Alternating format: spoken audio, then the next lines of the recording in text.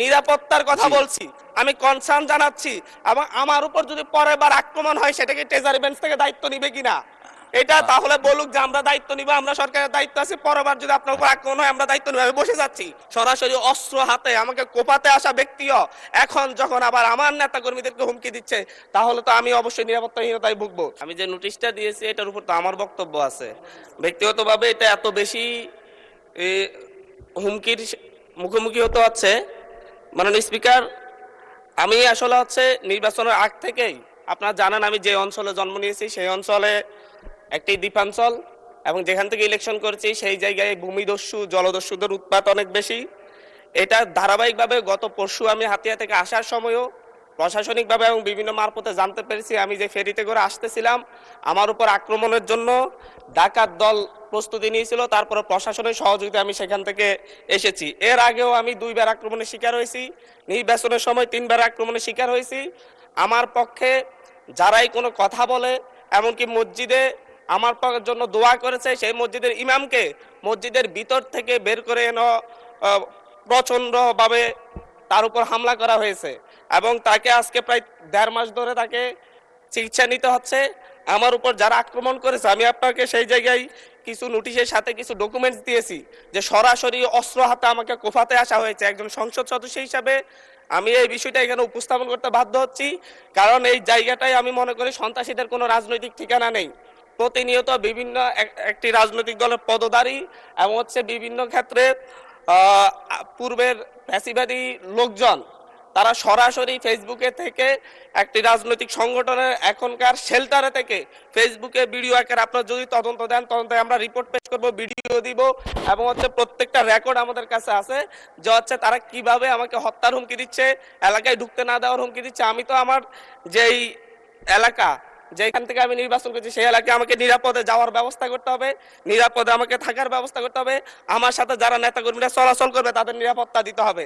এটা একজন বিশেষ অধিকারের ব্যাপারে, এটা বিশ্বব্যাপী একজন সংসদ সদস্যের বিশেষ নিরাপত্তা বিধান করা রাষ্ট্রের দায়িত্ব, সরকারের দায়িত্ব। অথচ আমার উপর সরাসরি ভিডিওতে এবং সংবাদ মাধ্যমে প্রকাশিত সরাসরি অস্ত্র হাতে আমাকে কোপাতে আসা ব্যক্তিও এখন যখন আবার আমার নেতাকর্মীদেরকে হুমকি দিচ্ছে, তাহলে তো আমি অবশ্যই নিরাপত্তাহীনতায় ভুগবো।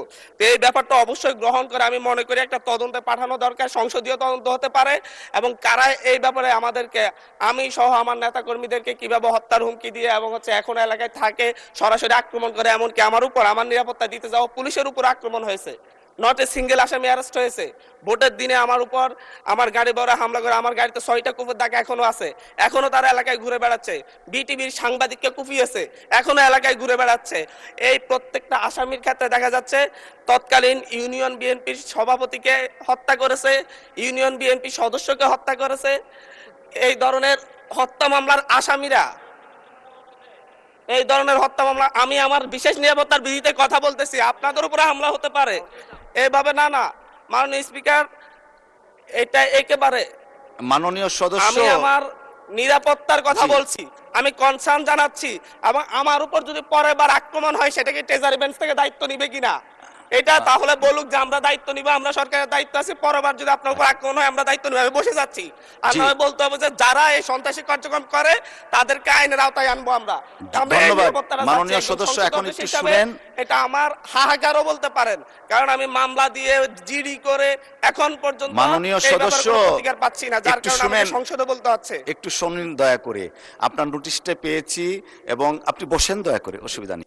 আমি মাননীয় সদস্য জনাব আব্দুল হান্নান মাসুদের নোটিশে উত্থাপিত বিষয়ে কার্যকর আইনানুগ ব্যবস্থা গ্রহণের জন্য মাননীয় স্বরাষ্ট্রমন্ত্রীকে অনুরোধ জানাচ্ছি। ধন্যবাদ। মাননীয় স্বরাষ্ট্রমন্ত্রী মাইকটা দিবেন প্লিজ। মাননীয় স্পিকার, আপনাকে ধন্যবাদ। মাননীয় সদস্য যথাযথভাবেই বিধি মোতাবেক তার নোটিশটি প্রদান করেছেন বলে আমার বিশ্বাস, এবং বিধি মোতাবেক আপনি সেটা নিষ্পত্তি করেছেন, আপনার সিদ্ধান্ত জানিয়েছেন। এরপরেও তার নোটিশটি আপনি দ্বিতীয়বারের মতো আবার পড়ে শুনিয়েছেন, আপনাকে অসংখ্য ধন্যবাদ। এবং মাননীয় সদস্য, আমি তখন আমার সংসদ রুমেই ছিলাম, উনি যখন স্টার্ট করেছেন আমি শুনেছি কিছু, বাকিটা এখানে এসে শুনলাম। এটা অত্যন্ত দুঃখজনক যদি ঘটনাটা সত্য হয়ে থাকে। তো এই বিষয়ে আমি এখনো অনুরোধ করব, মাননীয় সংসদ সদস্য কোনো যদি জিডি অথবা মামলা সংশ্লিষ্ট থানায় না করে থাকেন, এখনও তিনি ইচ্ছা করলে সেই বিষয়ে ওনার অভিযোগ সংশ্লিষ্ট থানায় দায়ের করতে পারেন এবং সেই বিষয়ে আমরা আইনানুগ ব্যবস্থা নেব। আর বিশেষ অধিকার প্রশ্ন উত্থাপনের বিষয়টি যেহেতু আপনি নিষ্পত্তি করে দিয়েছেন, এর বাইরে এই মুহূর্তে আমার তেমন কিছু বলার নেই।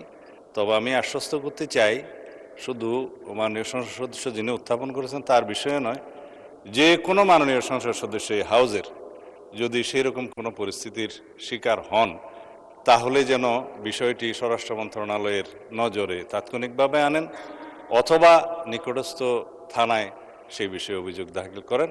আমরা আইনের শাসন প্রতিষ্ঠায় বদ্ধপরিকর। মাননীয় স্পিকার, আপনাকে ধন্যবাদ। ধন্যবাদ মাননীয় মন্ত্রী।